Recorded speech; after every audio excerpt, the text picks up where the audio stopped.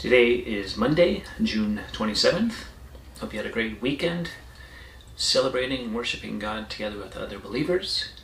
If you missed Sunday's message at Calvary Chapel Port Angeles, you can check that out at calvarypa.org. Go to the media section. You can download the app as well.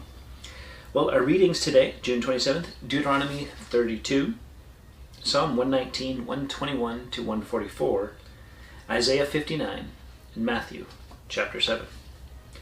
We're going to go back today to Psalm 119. There's just so many good things in this psalm. It's one of those psalms where there's just a continual emphasis of God's word.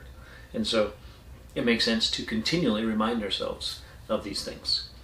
So Psalm 119, just start at 121. Don't leave me to the mercy of my enemies, for I've done what is just and right. Please guarantee a blessing for me. Don't let the arrogant oppress me. My eyes strain to see your rescue, to see the truth of your promise fulfilled. I am your servant. Deal with me in unfailing love and teach me your decrees. Give discernment to me, your servant. Then I will understand your laws. Lord, it is time for you to act. These evil people have violated your instructions. Truly, I love your commands. More than gold, even the finest gold, each of your commandments is right. That's why I hate every false way. So this little section, its title is Ayin, you can see he's talking about his enemies, those coming up against him, and he's saying, look, I'm trying to follow your way. I like your blessing. I'd like you to watch over me, and I'm looking for you to rescue me, to see the truth of who you are come to bear on my life.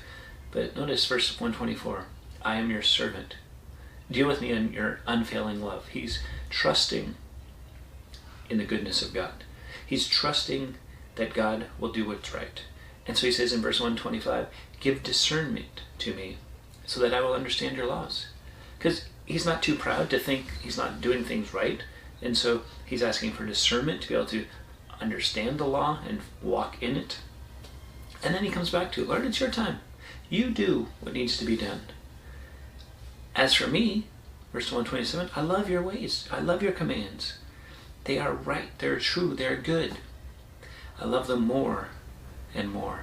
And so that's why I hate what's false.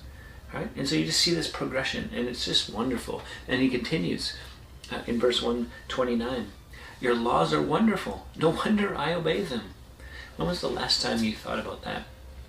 In regard to the laws of God and the ways of God. They're wonderful. No wonder I obey them. Think about our laws, right? Generally, we're not going around thinking, they're wonderful. No wonder I obey them. More often than not, it's like, who made this? This is crazy. Why do we have this law? Why do we have this? And if we're not careful and we're lacking in wisdom and discernment, we can do that to the laws and the ways of God.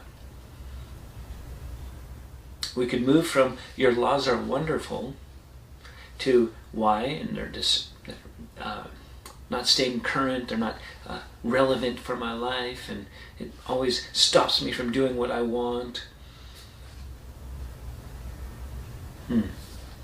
Verse 137 maybe would be helpful for us to read. O Lord, you are righteous. Your regulations are fair. Your laws are perfect, completely trustworthy. I am overwhelmed with indignation. My enemies have disregarded your words. Your promises have been thoroughly tested. That's why I love them so much. I am insignificant and despised, but I don't forget your commandments. Your justice is eternal. Your instructions are perfectly true. As pressure and stress bear down on me, I find joy in your commands. Your laws are always right. Help me to understand them so I may live. God, you are righteous. Your ways are right. They're fair. They're true. You're perfect in all your laws.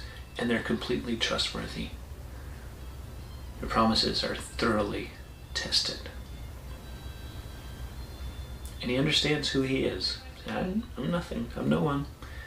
But don't forget who you are, God. Your eternal justice. Your instructions that are perfectly true. And the more the pressure of life gets on me, the more I trust and find joy in the ways of God. That's what he's declaring. That's what he's saying. Because his ways are right. And so he pleads with, in 144, help me to understand the laws of God so I may live. What a great prayer. What a great thing for us to have in our minds today. Help me to understand them, the laws of God, so I may live. Hope that's true in your life today. Till next time, keep growing little by little.